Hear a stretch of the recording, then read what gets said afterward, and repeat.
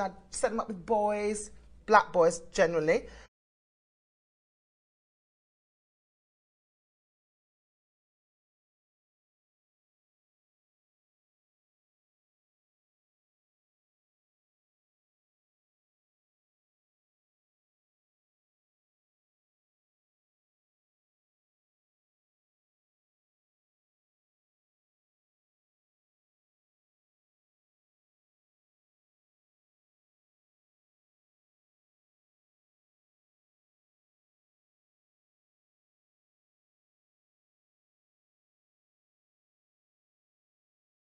Thank you for joining us, Natalie Rowe.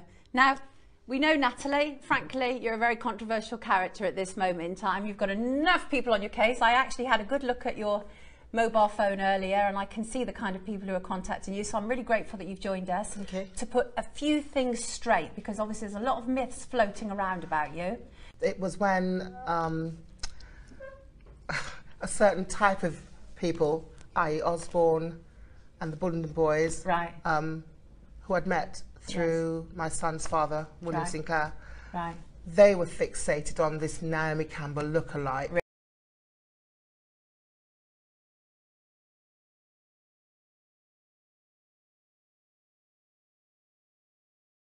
The girls that worked for me, and I'm going to be clear, they were prostitutes. Right. I only sent them on one occasion in 1994 right. to the Bullingdon Club. Right. I'd sat down with Christopher Coleridge, George Osborne, and William Sinclair, who's the father of my son, who had described the kind of girls they wanted me to send. Right. And I was A, to supply the girls, and B, to supply the cocaine. Right. I sat with all three of them, George, William, Christopher, and discussed what kind of type of girls, how much drugs they wanted.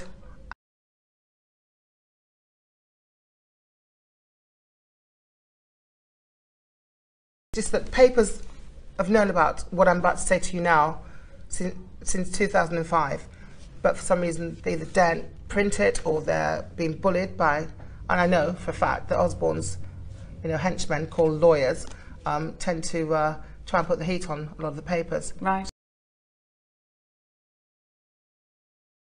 That photograph there, the reason why the flowers are in my face, number one, is because the drug dealer that was there on the night, who was taking the photo, I actually thought, I said to him, be careful, we don't want to have the cocaine in the actual picture.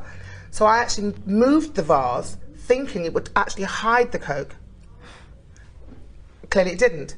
And that's why I got the flowers in my face. It isn't just a line, but it's a few lines. It's probably about a gram, something, of cocaine there, of which George Osborne took on that night, and prior to that night, regularly, in my company and others. Right. The fact of the matter is, it's coke. It's not on the table for any other white powder on a table. Another thing, the reason why there's a bit of long white paper there that's unravelling is because William used to nosebleed. So when we used to use the notes to snort, the boys, especially George in particular, and Christopher, they didn't like the idea because William would nosebleed, so it would bleed when he snorted on the money. Do you want to have it? I would like to know, yes, I'd love to know who Joe is. George. George Osborne? Yes. Okay.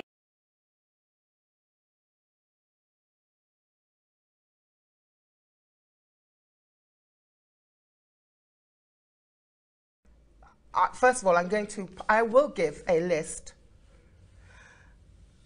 either bit through a blog or through a newspaper or through you, of the real names of every single person in this book. Right. Joe is George Osborne. And there are other names, obviously, that have been muted. Bankers, politicians, directors of very major companies, and right. I want the public to know who was running this country. John Robson. He worked for Lloyd's of London, in Lloyd's of London. This is the guy that was running millions of pounds of people's money, hard-earned cash that they invested, who would call me. It's unbelievable, but he would call me, and I'd say, "What are you doing?" I'd call him. get through to speak to him. He would be smoking a crack pipe in his office with my stockings and suspenders under his trousers at work. Right.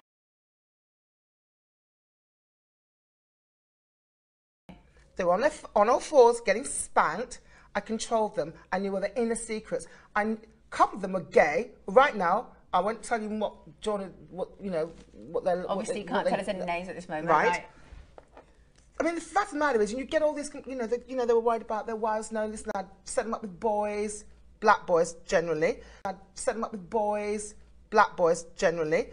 I've never called myself Mistress Payne or Miss Whiplash. That was manufactured by the News of the World. I never gave the story to the News of the World. The story was given to the Sunday the Sunday Mirror.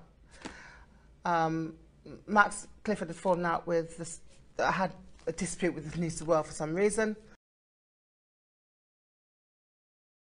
So the story that came out on the Sunday was never given to the News of the World. Right. It was only ever given to the Sunday Mirror. But you believe your phone was hacked? Oh, I know it was hacked. And I'd spoken to George Osborne a couple of days prior to the story coming out. Right. The long and short of all is that I told him that the journalists are outside and they want to know about you taking cocaine. Right. That was for him because we needed him to... What was his response to that? Well, the long and short was he told me to lie.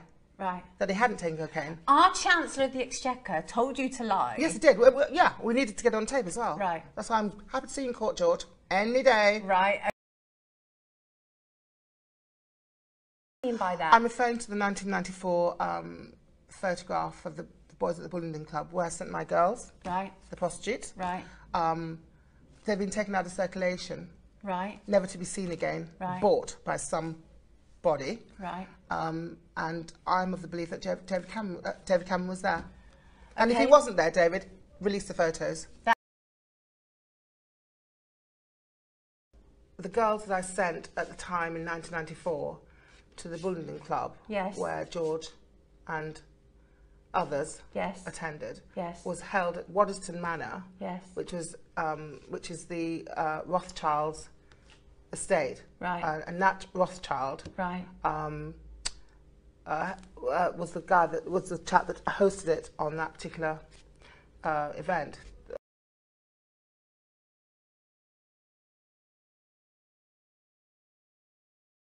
I'd like to go further, if I may. I mean, the floor is yours. Well, I sent 3 girls, and for want of a better word, the truth of the matter is they were prostitutes. Right. I've been told in the past by journalists and the media, don't call them prostitutes, call them strippers. They weren't. Right. They were hookers, simple Right. as. And Nat Rothschild, who's a friend of George Osborne, right, did partake in the pleasures of those girls' delights. Right. You've named our Chancellor of the Exchequer. Well, to me, he's not the Chancellor, he's George. It was on all fours back in the day. George on all fours.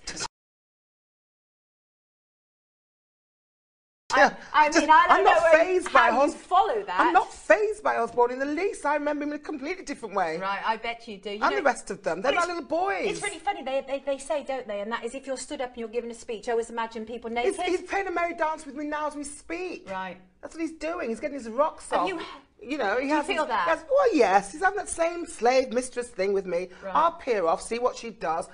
She'll come back. Bottom line is, he's still going to be George to me. Little old George, baby George, with his mistress. And that's it. He's not the Chancellor, in my word.